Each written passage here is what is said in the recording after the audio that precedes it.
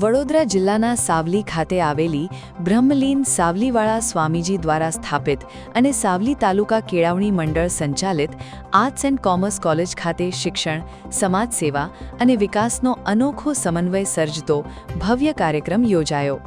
શિવરંજની કળા ભવન હોલમાં આયોજિત આ કાર્યક્રમમાં આધુનિક વોટર એટીએમનું લોકાર્પણ તેમજ સામાજિક ઉત્થાન અને શૈક્ષણિક વિકાસને નવી ગતિ આપનાર ઐતિહાસિક MOU એટલે કે સમજૂતી કરાર પર હસ્તાક્ષર કરવામાં આવ્યા.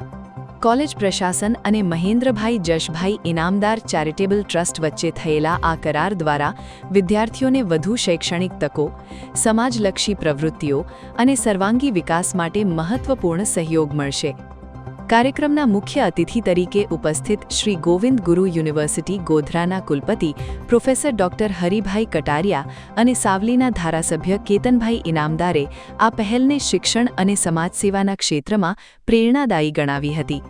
તેમણે ટ્રસ્ટ દ્વારા કરવામાં આવતી સેવાકીય પ્રવૃત્તિઓની હૃદયપૂર્વક પ્રશંસા કરી અને આવી પહેલ અન્ય સંસ્થાઓ માટે પણ પ્રેરણારૂપ બનશે તેવો વિશ્વાસ વ્યક્ત કર્યો.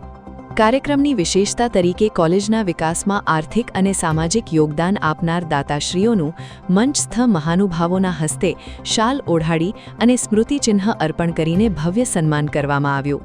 Savli arts and commerce college સાવલીમાં આજ રોજ બળવંતસિંહ નેગી જે દિલ્હી ઉત્તરાખંડથી પધાર્યા હતા કે જેમના NGO દ્વારા આપણને આ કોલેજની અંદર 3 પાણીની વોટર કુલર અને વિથ પ્યોરિફિકેશન એવી સેવા આપણને મળી કે જેની એક યુનિટની ખર્ચ લગભગ 7 લાખ રૂપિયા છે.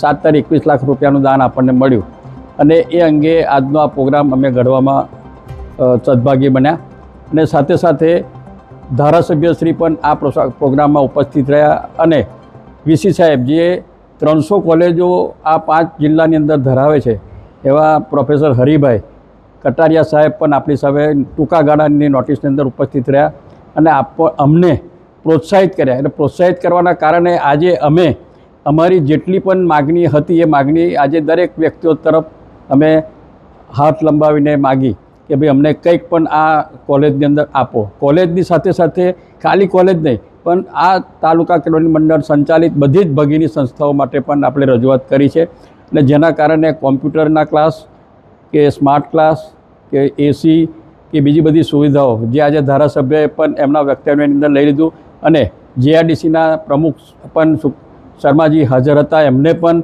એમની સાથે વાતચીત કરી અને અમને લોકોને આ કોલેજના અંદર લગભગ 2 થી 2.5 કરોડ રૂપિયાની ટોટલ આમદાની થાય. આમદાનીનો મતલબ છે કે ડોનેશન મળે CSR ફંડમાંથી. એના આધારે આપણે સૌથી પ્રથમ તો આ હોલમાં જે આપણે ઉપસ્થિત અત્યારે ઊભા છીએ એનો ખૂબ જ સારી રીતે રિનોવેટ થાય વિધિન 6 મંથ એનું કામ પૂરું થાય એવું આજે બીડું ઝડપવામાં આવ્યું છે. YouTube પર K&K મીડિયા નેટવર્કને સબસ્ક્રાઇબ કરો, Facebook અને Instagram પર ફોલો કરો અને દરેક પોસ્ટને લાઇક અને શેર કરવાનું ભૂલશો નહીં.